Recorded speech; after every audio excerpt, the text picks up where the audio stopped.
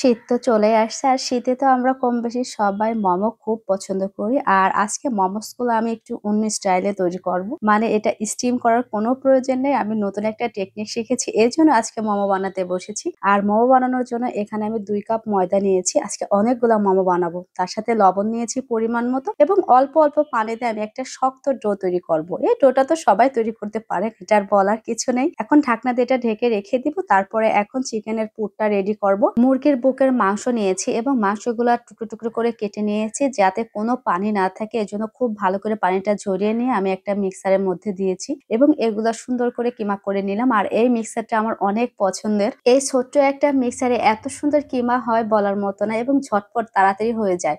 তার সাথে আমি কিছু পেঁয়াজও কিমা করে নিয়েছি। পেঁয়াজগুলো কিন্তু একদম মিহি করিনি, একটু আস্ত আস্ত আছে। এখন নিয়েছি কাঁচামরিচ, কাঁচামরিচগুলো একদম কুচি কুচি করে কেটে নিয়েছি। তার সাথে আমি দিয়েছি পরিমাণ মতো আদা বাটা এবং পরিমাণ মতো দিয়েছি রসুন বাটা। এখানে আপনারা চাইলে আদা রসুন একদম মিহি করে কুচি কুচি করে কেটেও দিতে পারেন। তার সাথে দিয়েছি টেস্ট অনুযায়ী লবণ, দিয়েছি সামান্য গোলমরিচ গুঁড়া, দিয়েছি সয়া সস পরিমাণ মতো এবং এগুলো খুব ভালো করে মেখে নিয়েছি। এখন আমি লাস্টে টমেটো সস দিয়ে দিলাম। এই টমেটো সস দিলে কিন্তু অনেক মজা লাগে, এই জন্য টমেটো সস দিয়েছি। এখন এটা ঢাকনা দিয়ে ঢেকে রেখে দিবে 10 মিনিটের মতো। এখানে আপনারা চাইলে একটু গরম তেলও ব্যবহার করতে পারেন, কিন্তু আমি অত ঝামেলাতে যাচ্ছি না। আর এগুলো আমার খুব সুন্দর করে হয়ে গিয়েছে, মানে রেস্ট হয়ে গিয়েছে ডোটা। আর ডোটা রাখার জন্য একটু নরমও হয়েছে, এজন্য খুব সুন্দর করে একটা বড় রুটি বানাতে পেরেছি। রুটিটা বানিয়ে নিয়েছি। এখন আমি এই রুটিটা ছোট ছোট করে কুকিজ কাটার দিয়ে কেটে নেব। দেখতে পাচ্ছেন, আমার কাছে মনে হয় এভাবে মোমো বানালে খুবই সহজে বানানো হয়ে যায়।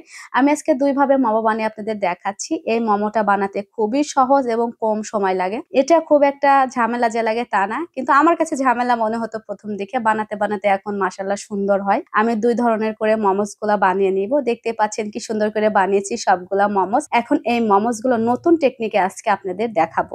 মানে কোনো ধরনের স্টিমার প্রয়োজন নেই, জাস্ট আমি একটু বাটার দিয়েছি প্যানের মধ্যে।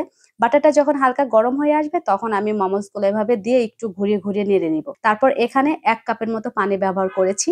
আমি 2টা চুলাতে দিয়েছি যাতে তাড়াতাড়ি মোমোস গুলো হয়ে যায়। এখন 5 থেকে 7 মিনিটের মতো ঢাকনা দিয়ে ঢেকে রেখে দিব। আমি 5 মিনিট পর ঢাকনাটা উঠিয়েছিলাম এবং দেখতে পাচ্ছিলাম যে পানিটা হালকা হালকা ছিল, তখন আমি একটু এমনি ঢাকনা ছাড়াই রান্না করে নিয়েছি। তারপর দেখতে পাচ্ছেন একদম পারফেক্ট ভাবে হয়েছে। মোট কথা 7 মিনিট আমার টাইম লেগেছে এই স্টিম করতে এবং একদম হয়ে যায় মাশাআল্লাহ। যেহেতু বাটার থাকে, বাটারের একটা ফ্লেভারও চলে আসে। বাটারের পরিবর্তে আপনারা এখানে তেলটাও দিতে পারেন। আজকের এই মোমোগুলো আমি চিলি অয়েল দিয়ে পরিবেশন করব, এজন্য এখানে আমি মিহি করে রসুন কুচি দিয়েছি, মিহি করে আদা কুচি দিয়েছি তিল, তার সাথে দিয়েছি গোলমরিচ গুঁড়া, chilli flakes, tomato sauce, soya sauce. এখানে আপনারা চাইলে চিনিও ব্যবহার করতে পারেন এবং দিয়েছি ফুটন্ত গরম তেল। এই তেলটা কিন্তু খুবই গরম।